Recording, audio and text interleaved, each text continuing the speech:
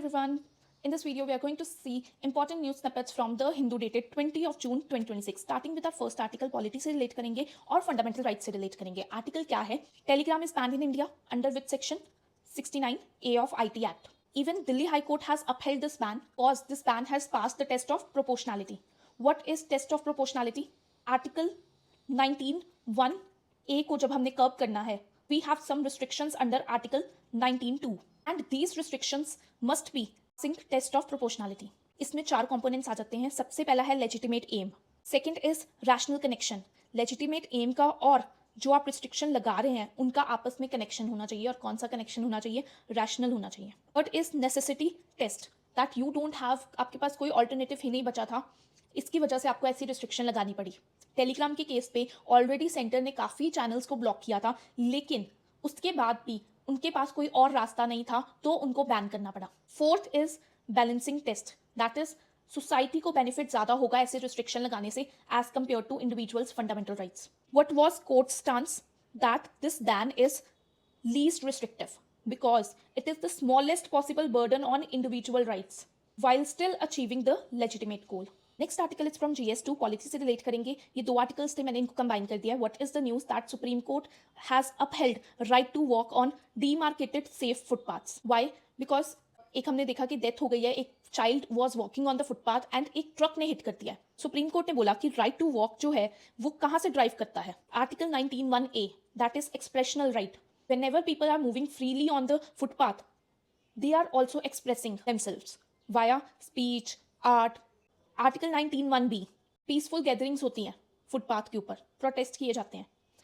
Article 19(1)(c. Associational right है. Unions वगैरह मिलते हैं वहाँ पे, पार्टीज वगैरह फॉर्म होती हैं और ऑर्गेनाइजेशंस मीटिंग्स होती हैं कई बार. Next interlinked with article 19(1)(d. That is right to move freely throughout India. इसको हम अब सक्सेसफुल कैसे बना सकते हैं? लीगल राइट को सक्सेसफुल बनाने के लिए बिहेवियर में चेंज लाना बहुत जरूरी है. इसमें उन्होंने एग्जाम्पल दिया cigarettes and other tobacco products act का कि ये अगर सक्सेसफुल हुआ है, क्यों हुआ है? Because of behavioural change, not because कि इसके साथ एक लीगल एक्शन एसोसिएटेड था. इसको आप यूज करो एथिक्स में. बिहेवियरल चेंज वहां पे जब आप लिखो तो उसमें एग्जाम्पल में आप डाल सकते हो इसको. अभी अपने अपहेल्ड तो कर दिया, लेकिन इससे कंसर्न्स क्या आएंगे? बैलेंसिंग करना बहुत इंपॉर्टेंट है, क्योंकि informal workers, urban poor dependent on public spaces for livelihoods. We have seen them. Street vendors are there, fruit sellers are there. इससे क्या होगा? अगर उनकी राइट जा रही है, अगर उनको हम फुटपाथ के ऊपर नहीं खड़ा होने देंगे तो इससे क्रिमिनलाइजेशन बढ़ेगा ऑफ इनफॉर्मल इकोनॉमिक एक्टिविटीज का. एक्सेलरेट करेगा जेंट्रिफिकेशन ऑफ पब्लिक स्पेसेस. वहां से आप पुअर को हटा रहे हो तो कौन आएगा? Middle class. उनके लिए आप हटा रहे हो तो ये कंसेप्ट आ जाएगा. इसको आप यूज करो सोशोलॉजी में. Gentrification of public spaces, gentrification of, कभी भी आप कहीं पे भी यूज करो इस वर्ड को सोसाइटी में. तो एग्जांपल दे सकते हो, जैसे राइट टू वॉक हमने अगर अपहेल्ड कर दिया है तो इनफॉर्मल वर्कर्स वहां से चले जाएंगे और वहां पे रिच नेबरहुड की एक प्रेफरेंस कह सकते हैं वो ज़्यादा बढ़ेगी और ऐसे ही बिजनेसेस आएंगे. क्या है नीड? है कि सबसे पहले तो हमें स्टेट को चाहिए इन्वेस्टमेंट करनी चाहिए पेडेस्ट्रियन इंफ्रास्ट्रक्चर के ऊपर, सेफ बनाएं, चाइल्ड सेफ्टी को देखें, एल्डरली सेफ्टी को देखें, और एक हम कॉम्प्रिहेंसिव नेशनल लॉ बना सकते हैं इसके ऊपर. नेक्स्ट आर्टिकल GS2 से रिलेट करेंगे, गवर्नेंस से रिलेट करेंगे. सिटी को मिल गया है first police station only for women. कौन से सिटी को मिला है? दिल्ली को मिला है. क्यों स्पेशल है? क्योंकि यहाँ पे सारे विमेन सेल्स को हमने इंटीग्रेट कर दिया है, जिसमें investigation, FIR registration, victim support, सब कुछ एक ही जगह पे होगा. और ये क्या पहला है? ऐसा नहीं, पहला नहीं है. सबसे पहला ऑल विमेन पुलिस स्टेशन कहाँ पे हुआ था? केरला में हुआ था 1973 में. और किसने इनोग्रेट किया था? Farmer PM Shrimati Indira Gandhi. इस आर्टिकल आप GS2 से रिलेट करेंगे, गवर्नेंस से रिलेट करेंगे. इसको पता कहाँ यूज कर सकते हो? आप जुडिशरी में यूज कर सकते हो. पेंडेंसी जब केसेस की आती है और हम जजेस की रेशियो जब बताते हैं कि हमारे पास कम जजेस हैं, हमें 50 मिलियन चाहिए और हमारे पास 21 मिलियन है, उस केस में आप इसको यूज करो. सुप्रीम कोर्ट ने क्या बोला है? बनाने के बारे में बोला है. That is young lawyers professional assistance fund, ताकि इनिशियल ईयर्स में उनके पास केसेस नहीं होते हैं, जिसकी वजह से ज़्यादा ब्रेन ड्रेन होता है. उनको लगता है कि यहाँ पे हमारा करियर नहीं है, हमें बाहर चले जाना चाहिए. तो ये फंड क्या करेगा? उनको स्टाइपेंड प्रोवाइड करेगा for 3 years. Bar council of India and state bar councils करेंगे within 3 months. Supreme Court was hearing one petition, उसी में ये केस आया था और उसी में उन्होंने ये बोला कि फंड बनाओ.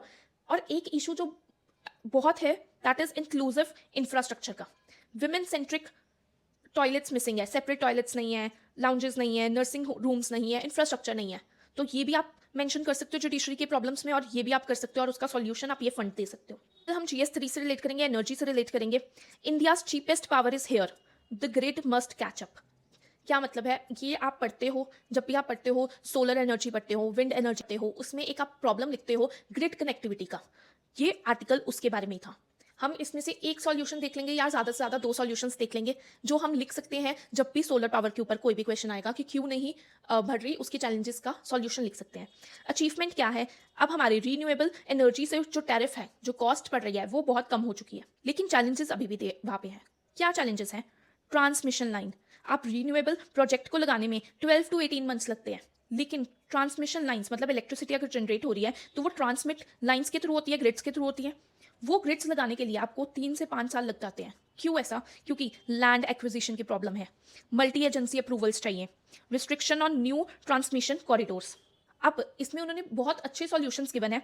इसमें से मुझे लगता है कि सिर्फ हम 2-3 सॉल्यूशंस अगर याद कर लें तो बहुत अच्छे से हम किसी भी एनर्जी से रिलेटेड क्वेश्चन में यूज़ कर सकते हैं।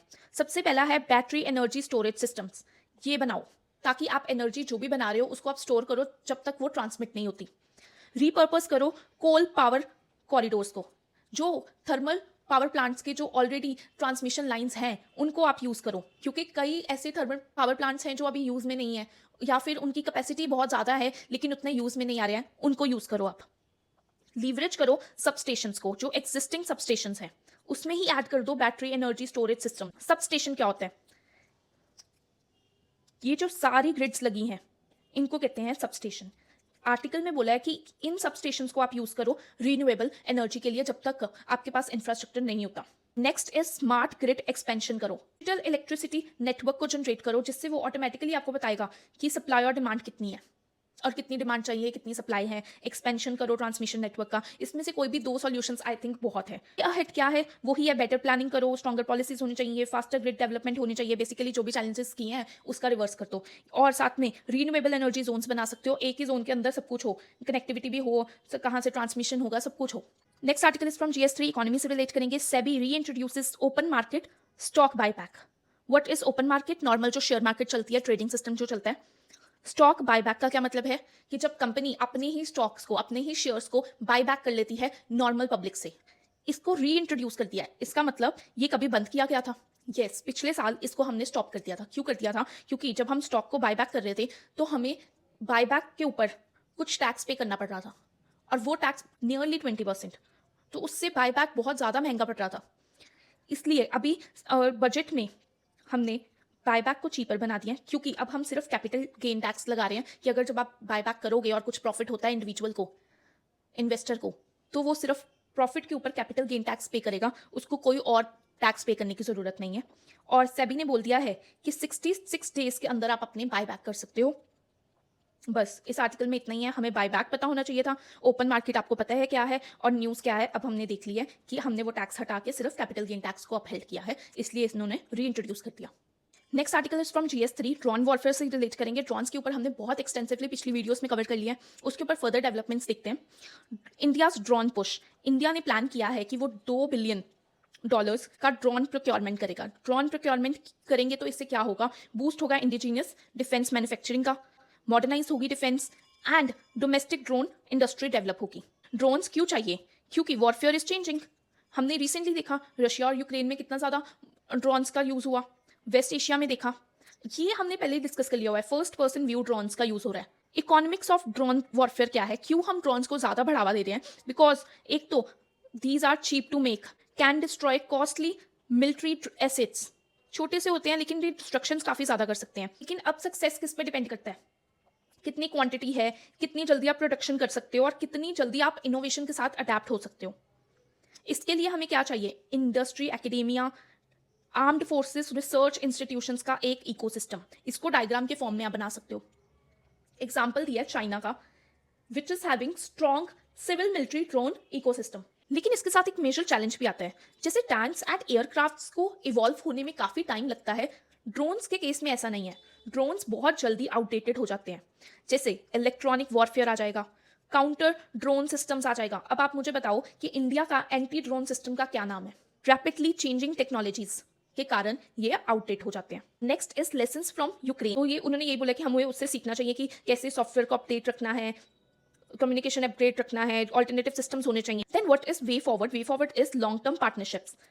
Move from one time buying. हम पहले क्या करते थे, एक बार खरीद लिया बस, उसके बाद हम उस कंट्री या उस कंपनी के साथ ज़्यादा रिलेशंस इतने इस्टेब्लिश नहीं करते थे। लेकिन अब हमें लॉन्ग टर्म पार्टनरशिप चाहिए ताकि वो हमें सॉफ्टवेयर अपडेट्स दे सकें, रेगुलर अपडेट्स दे सकें और मेंटेनेंस सपोर्ट भी दे सकें।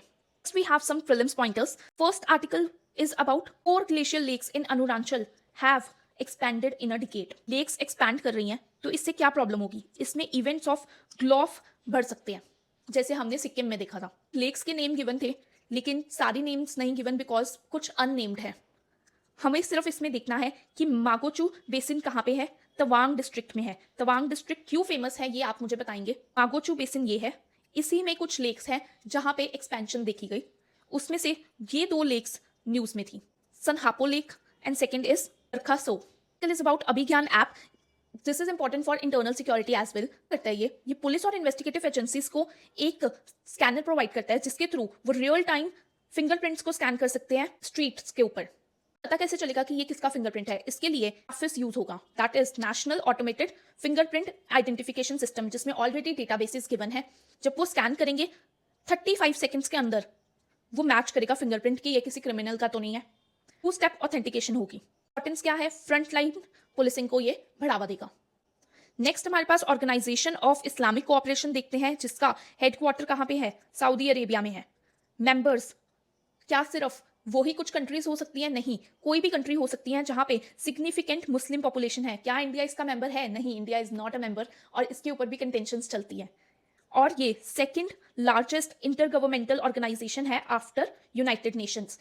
ये चीज जाननी जरूरी है क्योंकि यही चीज पर क्वेश्चन बना था यूपीएससी सीडीएस 2019 में। So that's it for today guys. Thank you for joining. Keep studying. Work hard.